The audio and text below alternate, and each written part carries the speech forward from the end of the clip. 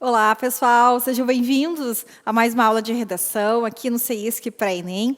Eu sou a professora Luana Porto, vocês já me conhecem das outras aulas e hoje nós vamos tratar de um tema que é fundamental na sua prova de redação do Enem e também dos vestibulares. Olhem aqui o que está esperando cada um de vocês quando a gente pensa a aula de hoje. Vejam só, nós vamos falar dos tipos de argumentos. Se vocês forem produzir um texto de caráter dissertativo ou argumentativo, é natural que argumentos devam aparecer no seu texto, não é mesmo?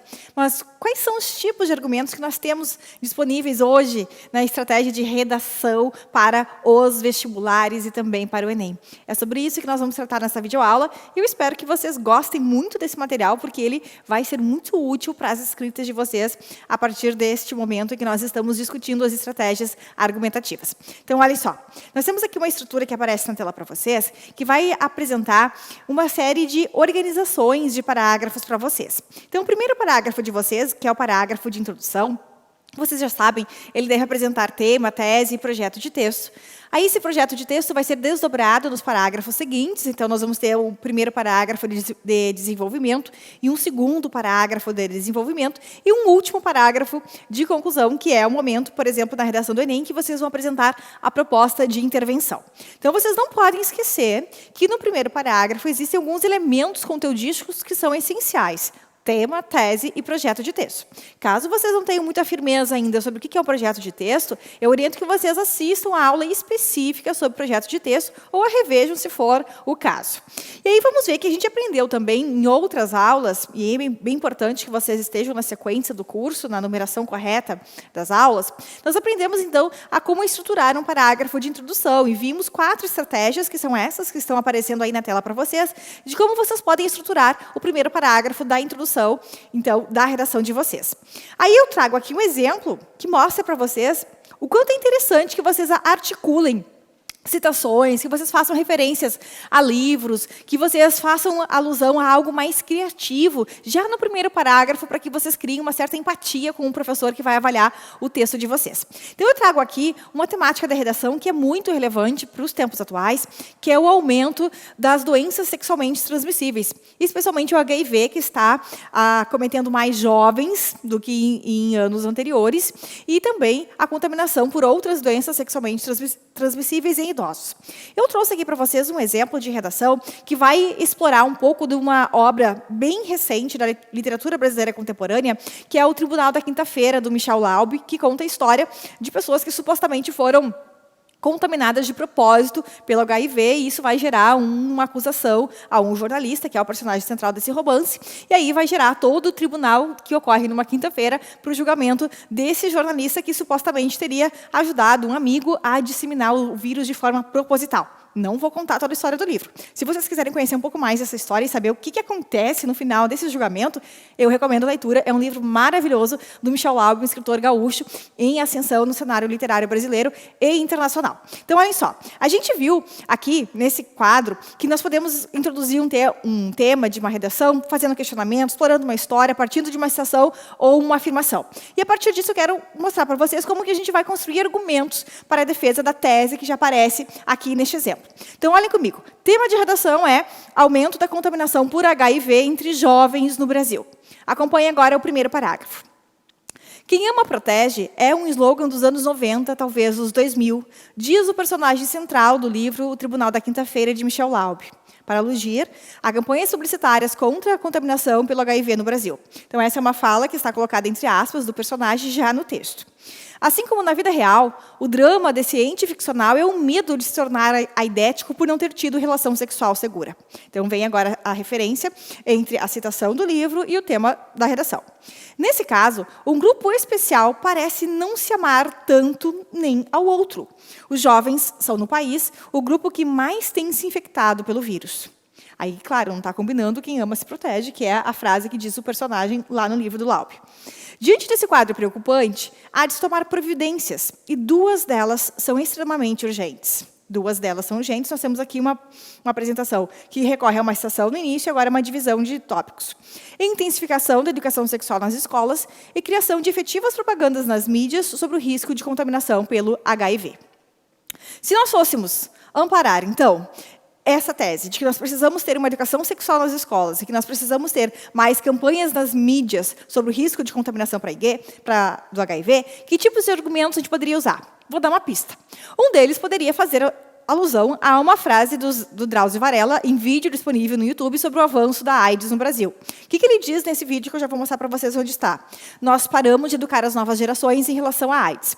Então, notem, se eu estou apresentando no meu parágrafo de introdução, que é este que aparece aqui na tela para vocês, a ideia de que nós precisamos educar as pessoas para que elas não se contaminem pelos vírus de doenças sexualmente transmissíveis, e eu tenho uma frase do Drauzio Varela que mostra que realmente nós não estamos educando as pessoas para se cuidar em termos de prática sexual, nós podemos casar a frase do Drauzio Varela e transformá-la num argumento para a defesa da tese de que realmente a educação sexual é cada vez mais urgente para evitar uma epidemia de AIDS aqui no Brasil. Então, notem que a fala do Drauzio Varela pode ser um instrumento para a gente defender a ideia da educação como algo realmente urgente no combate à disseminação do vírus HIV.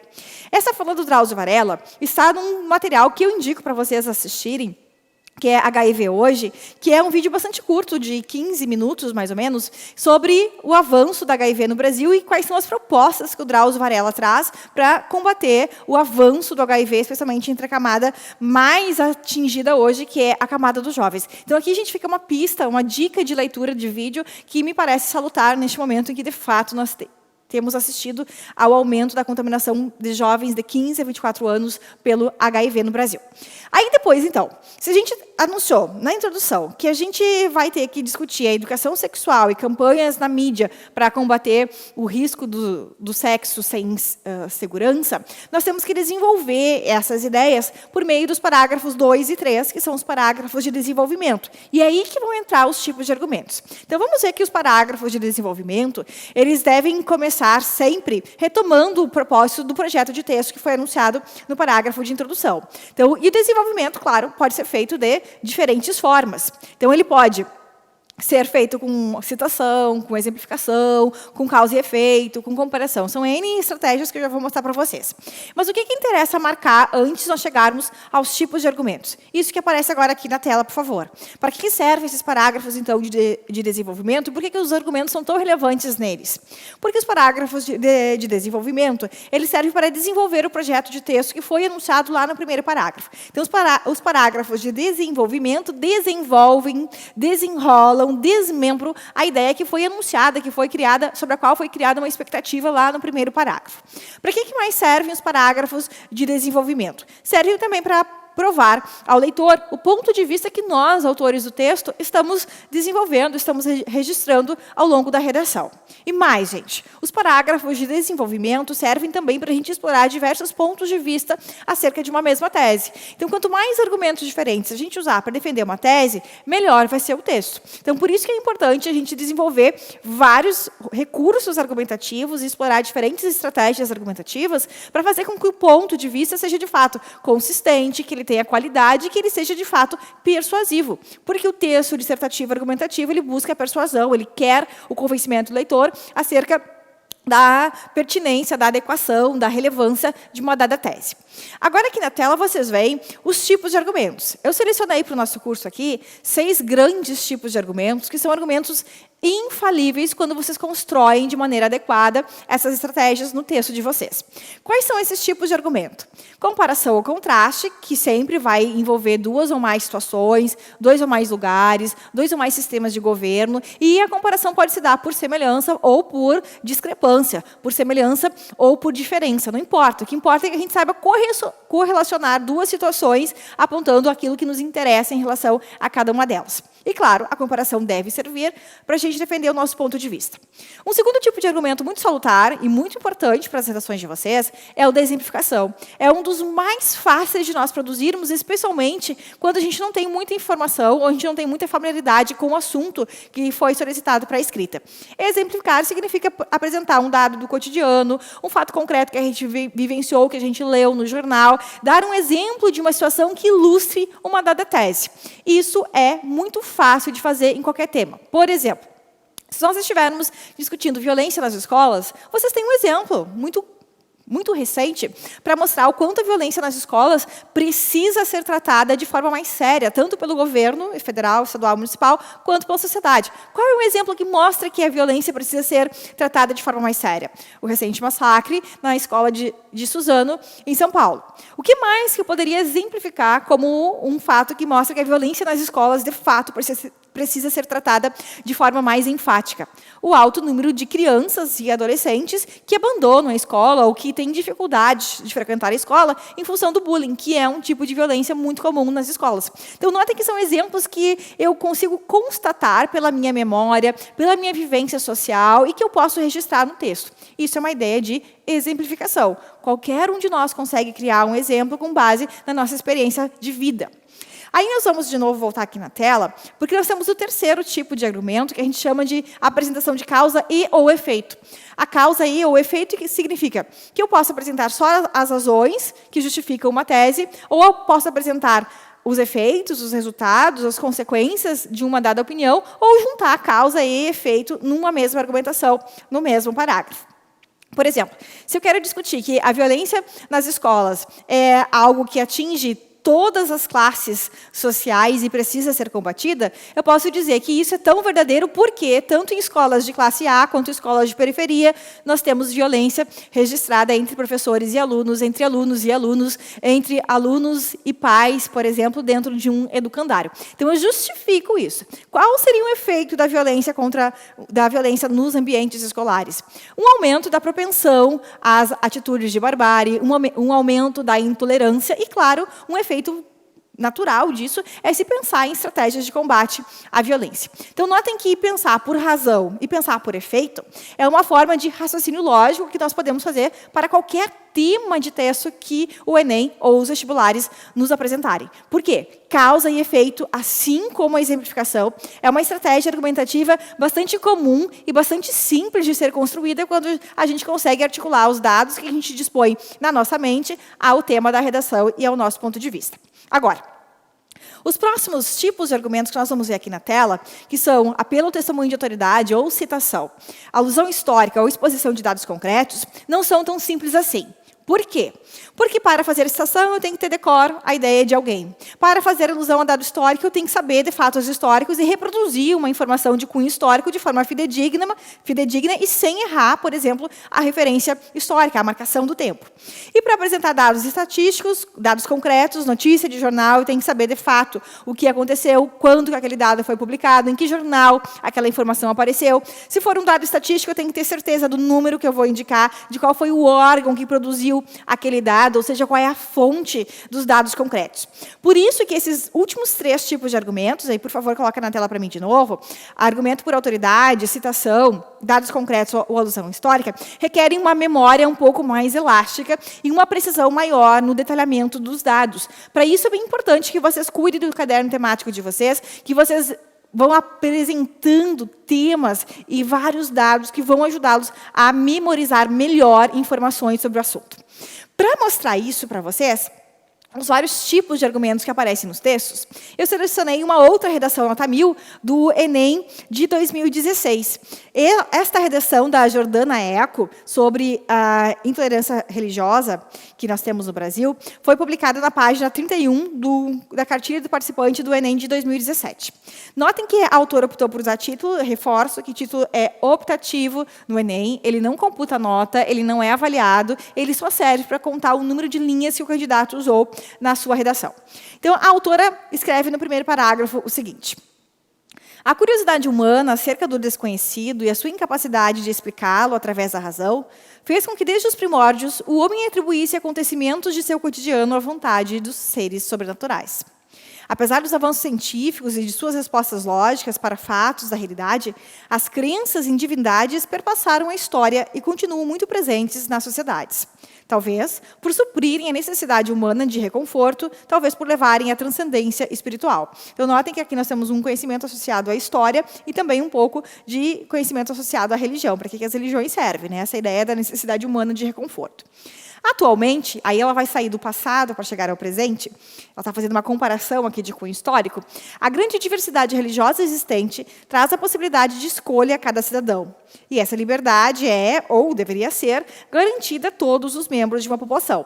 Então, notem que aqui nós temos a marcação da tese, ou seja, para a autora do texto, a liberdade de crença deveria ser garantida a todos os cidadãos.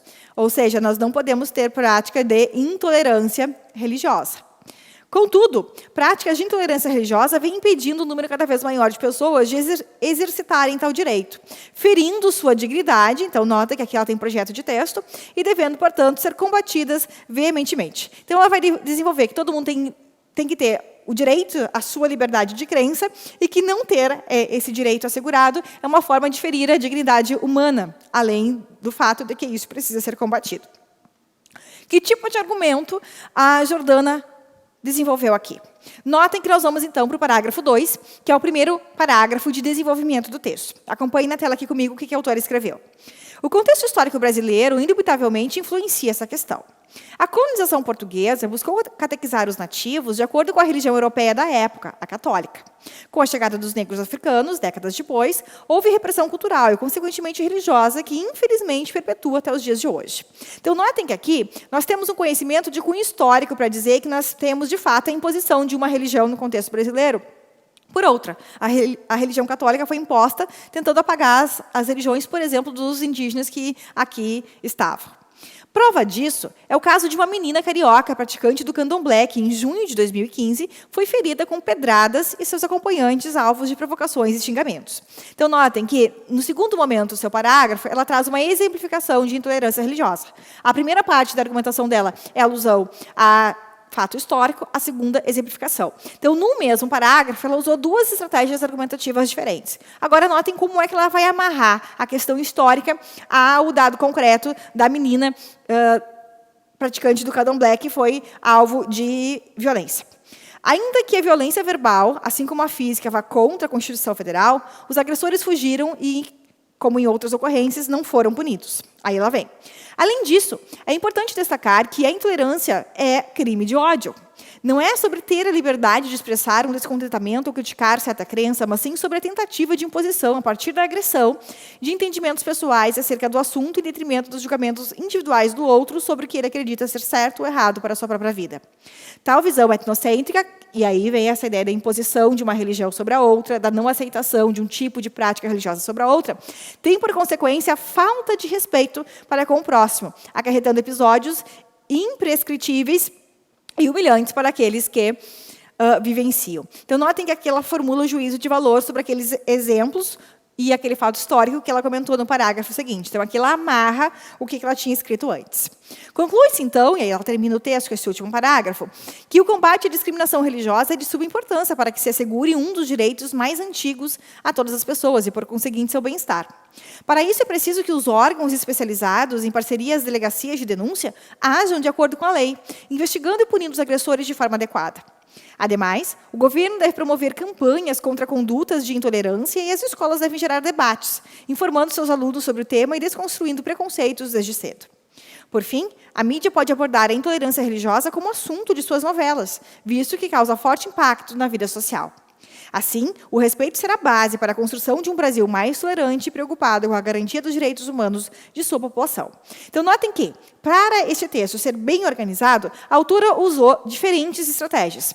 No primeiro parágrafo de desenvolvimento, que é o segundo parágrafo do texto, ela usou alusão histórica e exemplificação. No terceiro parágrafo, que é o quarto parágrafo do texto, ou melhor, no terceiro parágrafo, que é o segundo parágrafo de desenvolvimento, ela fez uma relação de causa e consequência. E aí, no fim, ela amarrou com as suas 3 propostas de intervenção para minimizar os impactos negativos da intolerância religiosa no Brasil. Então, notem que, num mesmo tipo de texto, ou melhor, num mesmo texto, devem ser arrolados diferentes tipos de argumentos. Então, os quadrinhos que nós vemos aqui agora são dicas de orientações para as redações de vocês. Então, vocês vão ver várias aulas específicas sobre tipos específicos de argumentos, mas antes nós precisamos ter esses cuidadinhos gerais. Quais são esses cuidadinhos gerais? Primeiro, sempre selecionar e organizar informações que, de fato, vocês dominam, sobre as quais vocês têm amplo conhecimento. Porque vocês não podem colocar uma informação genérica, vaga e imprecisa, porque isso não vai gerar aquela ideia de que vocês, de fato, são dominadores daquele tema. Então, selecione aquelas informações sobre as quais realmente vocês terão condições de escrever. Depois, segundo quadrinho, variem no texto de vocês os tipos de argumentos. Vocês podem usar 2 argumentos diferentes em um mesmo parágrafo, ou colocar um argumento em cada parágrafo, isolando bem cada uma das estratégias. Tanto faz. O que importa é que vocês tenham variação de argumentos e que os argumentos sejam consistentes e sozinhos eles deem conta de fundamentar a tese de vocês. Aí o terceiro quadrinho. Explorar a argumentação proveniente de disciplinas diferentes. Por quê, pessoal? Porque o Enem vai cobrar de vocês que vocês acionem conhecimentos provenientes em várias disciplinas, de várias disciplinas. Então, é importante que vocês acionem um fato histórico, por exemplo, para vocês demonstrarem que vocês dominam história. É importante que vocês façam alusão a um texto literário, como aquele que a gente viu há pouco, da história do Tribunal da Quinta-feira, do Michel Laube, para mostrar que vocês têm conhecimento de literatura. E é importante também que vocês citem, por exemplo, um sociólogo, um filósofo, para mostrar que vocês também têm conhecimento em uma terceira ou quarta disciplina. Por quê, gente? Quero reforçar. Quanto mais disciplinas diferentes vocês acionarem para construir a argumentação de vocês, mais vocês vão pontuar na competência 2, que vale 200 pontos, que é justamente aquela em que vai ser avaliada a variação das disciplinas e dos conhecimentos interdisciplinares que vocês vão explorar na redação de vocês. Quarto quadrinho. Argumento é sempre um meio para vocês comprovarem a pertinência e adequação da tese de vocês, então sempre tem que comprovar a opinião. Marcando, portanto, a voz de vocês em cada um dos parágrafos. Nós vamos ter uma aula específica para marcar para vocês como que vocês deixam clara a voz de vocês, que tipo de verbo, que advérbio a gente pode usar para marcar a voz. E, claro, para isso, verbos, advérbios e conjunções, além dos adjetivos, vão ser essenciais para vocês marcarem muito bem o raciocínio de vocês, a tese de vocês e, o mais importante, que vocês são um sujeito pensante. Por que eu estou falando tudo isso? Porque os tipos de argumentos, pessoal, eles estão envolvidos aqui nessa competência que é a competência número 2, que vale 200 pontos. Temos 5 competências no Enem, cada uma vale 200 pontos. Na competência 2, nós temos que aplicar conceitos de várias áreas do conhecimento. Então, é bem importante que os argumentos de vocês sejam provenientes de disciplinas distintas, filosofia, história, geografia, matemática. Tá? E por que nós temos que adotar também vários argumentos? Por quê? Os argumentos fazem parte da estrutura do texto que é solicitada na redação do Enem, que é a tipologia do texto dissertativo argumentativo. E aí, para essa competência 2 ser bem avaliada, e isso tem a ver com os argumentos sobre os quais estamos falando agora, vocês têm que fazer uma leitura adequada da proposta de redação para não fugir do tema. Vocês precisam articular os saberes, buscando informações de diferentes disciplinas para compor o ponto de vista de vocês. E, claro, encontrar as informações e as ideias que melhor se adequam para a defesa da tese de vocês. Em síntese, gente, o que eu quis mostrar para vocês nessa aula específica sobre tipos de argumentos? Que o desenvolvimento de um texto dissertativo argumentativo requer, obrigatoriamente, que vocês usem argumentos, no plural, muito mais do que um, pelo menos 2 argumentos diferentes, que é necessário variar os tipos de argumentos, como eu mostrei para vocês ao analisar a redação nota 1000 do Enem de 2016, e a argumentação sempre deve ser entendida como meio de comprovar a tese. Então, lembre desses recados. Em caso de dúvidas, vocês podem me perguntar quando vocês estiverem escrevendo o texto de vocês, antes de passá-lo a limpo. E eu espero que vocês levem em conta essas dicas, essas orientações e esses cuidados todos ao escrever cada um dos textos de vocês. Sucesso na escrita. Eu estou torcendo para que cada um supere sempre cada um dos limites que, eventualmente, vocês forem apresentar. Eu confio em vocês, eu acredito e eu quero que vocês acreditem comigo. Bons estudos, boa escrita e até a nossa próxima aula.